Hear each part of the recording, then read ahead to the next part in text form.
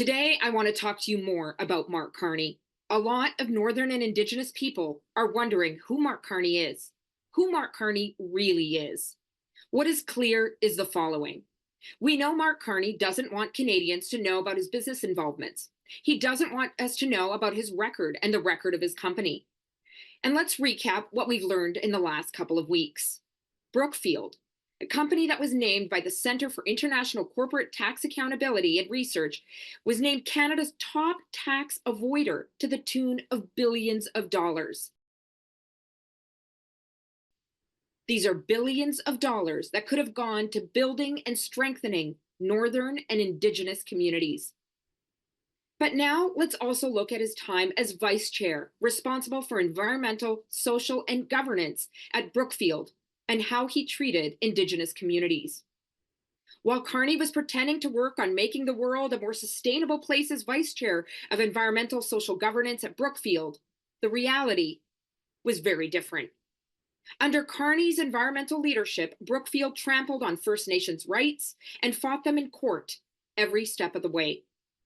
Nothing could be more clear than what Mississauga First Nation has had to deal with. Privatization, backdoor deregulation, fighting for their rights. When Ontario privatized and deregulated the dams in their territory, Mark Carney's company Brookfield took them over. It's been a battle ever since for the First Nation to have their rights respected.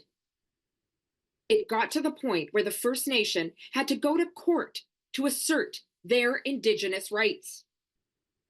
So what was the response of Mark Carney and his company? To fight them in court.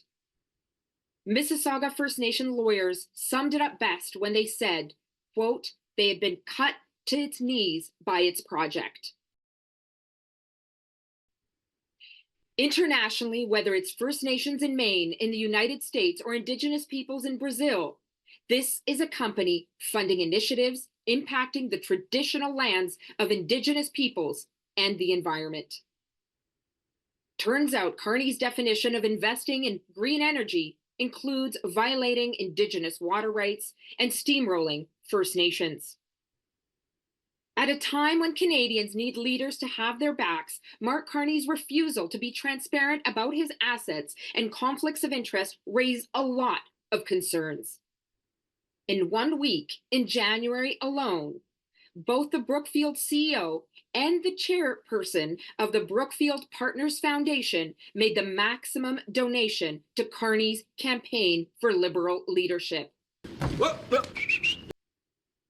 Canadians deserve to know what Mark Carney is hiding and who Mark Carney is working for. And just today, Mark Carney announced that he is canceling the proposed capital gains tax increase, a tax that benefits millionaires. Canadians want to know, is this the reward for rich CEOs donating to his campaign and supporting his leadership?